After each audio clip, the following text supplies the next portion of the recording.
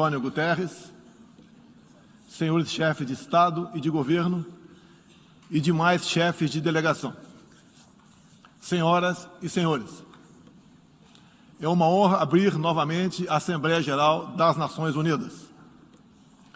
Venho aqui mostrar o Brasil diferente daquilo publicado em jornais ou visto em televisões. O Brasil mudou e muito depois que assumimos o governo em janeiro de 2019. Estamos há 2 anos e 8 meses sem qualquer caso concreto de corrupção. O Brasil tem um presidente que acredita em Deus, respeita a Constituição, valoriza a família e deve lealdade ao seu povo. Isso é muito. É uma história da base se levarmos em conta que estávamos à beira do socialismo.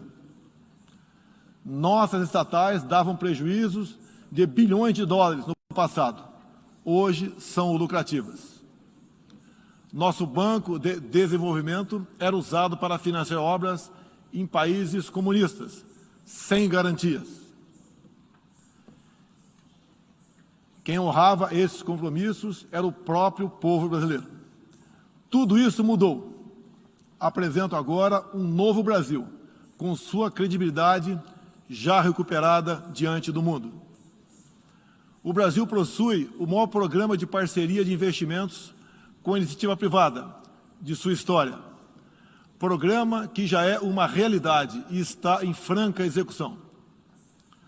Até aqui foram contratados 100 bilhões de dólares de novos investimentos e arrecadados 23 bilhões de dólares em outorgas. Na área de infraestrutura, leiloamos para a iniciativa privada 34 aeroportos e 29 terminais portuários. Já são mais de 6 bilhões de dólares em contratos privados para novas ferrovias. Introduzimos o sistema de autorizações ferroviárias, o que aproxima nosso modelo ao americano.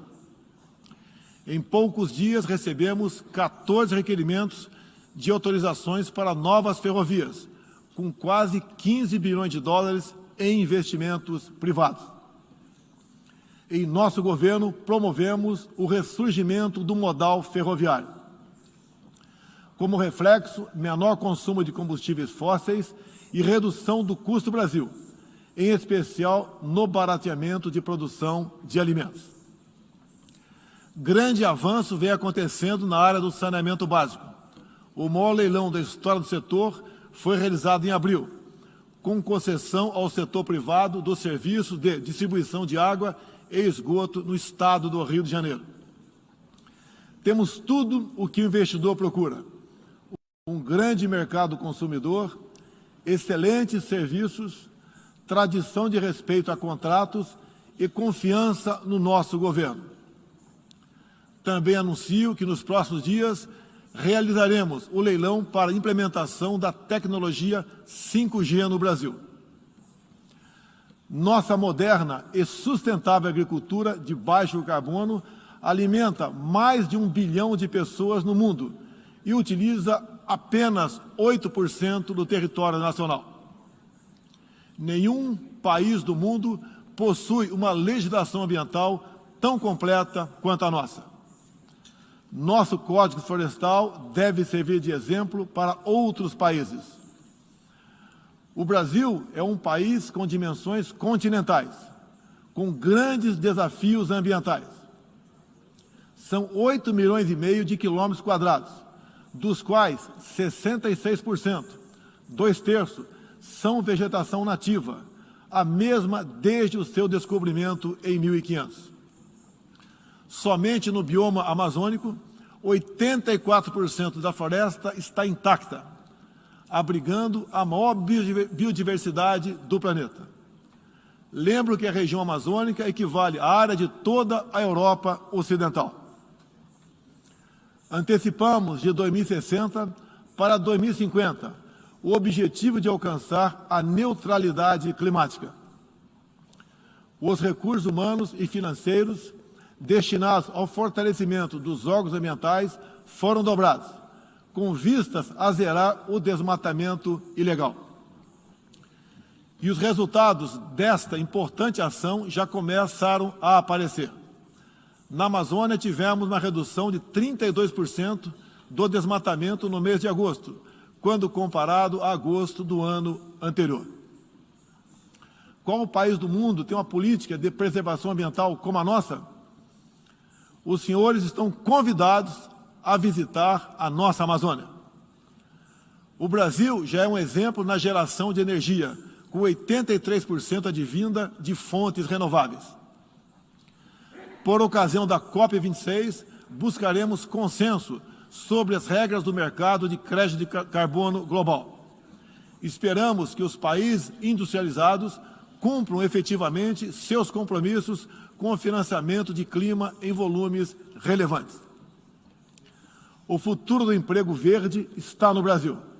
Energia renovável, agricultura sustentável, indústria de baixa emissão, saneamento básico, tratamento de resíduos e turismo. Ratificamos a Convenção Interamericana contra o Racismo e formas correlatas de intolerância. Temos a família tradicional como fundamento da civilização. E a liberdade do ser humano só se completa com a liberdade de culto e de expressão. 14% do território nacional, ou seja, mais de 110 milhões de hectares, uma área equivalente à Alemanha e França juntas, é destinada às reservas indígenas. Nessas regiões, 600 mil indígenas vivem em liberdade e cada vez mais desejam utilizar suas terras para a agricultura e outras atividades.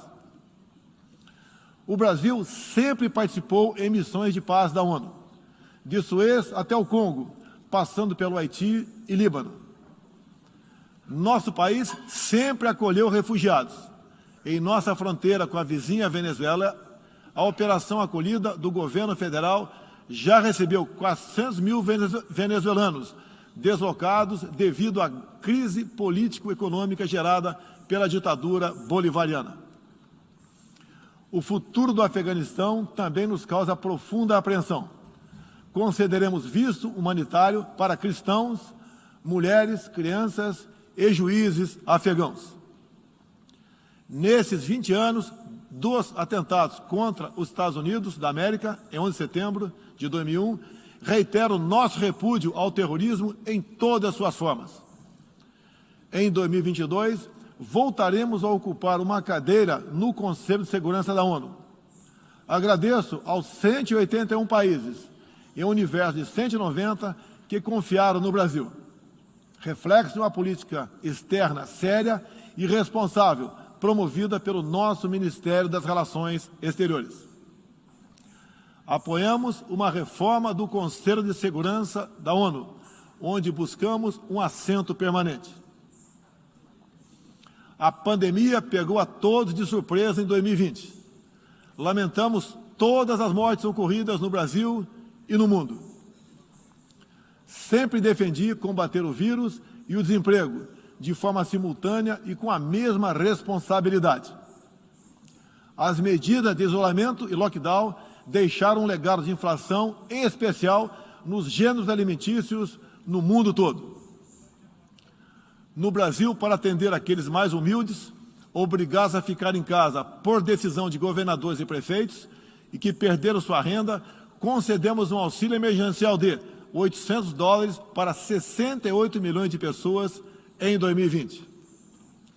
Lembro que terminamos 2020, ano da pandemia, com mais empregos formais do que em dezembro de 2019, graças às ações do nosso governo com programas de manutenção de emprego e renda que nos custaram cerca de 40 bilhões de dólares. Somente nos primeiros 7 meses deste ano, criamos aproximadamente 1.800.000 novos empregos. Lembro ainda que o crescimento para 2021 está estimado em 5%. Até o momento, o governo federal distribuiu mais de 260 milhões de doses de vacinas e mais de 140 milhões de brasileiros já receberam, pelo menos, a primeira dose, o que representa quase 90% adulta. 80% da população indígena também já foi totalmente vacinada. Até novembro, todos que escolheram ser vacinados no Brasil serão atendidos. Apoiamos a vacinação. Contudo, o nosso governo tem se posicionado contrário ao passaporte sanitário ou a qualquer obrigação relacionada à vacina. Desde o início da pandemia, apoiamos a autonomia do médico na busca do tratamento precoce, seguindo recomendação do nosso Conselho Federal de Medicina. Eu mesmo fui um desses que fez tratamento inicial. Respeitamos a relação médico-paciente na decisão da medicação a ser utilizada e no seu uso off-label. Não entendemos porque muitos países, juntamente com grande parte da mídia, se colocaram contra o tratamento inicial. A história e a ciência saberão responsabilizar a todos. No último 7 de setembro, data da nossa independência, milhões de brasileiros, de forma pacífica e patriótica, foram às ruas, na maior manifestação de nossa história. Mostrar que não abre mão da democracia, das liberdades individuais e de apoio ao nosso governo. Como demonstrado, o Brasil vive novos tempos.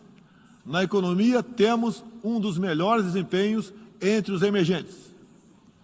Meu governo recuperou a credibilidade externa e hoje se apresenta como um dos melhores destinos para investimentos. É aqui, nesta Assembleia Geral, que vislumbramos um mundo de mais liberdade, democracia, prosperidade e paz. Que Deus abençoe a todos.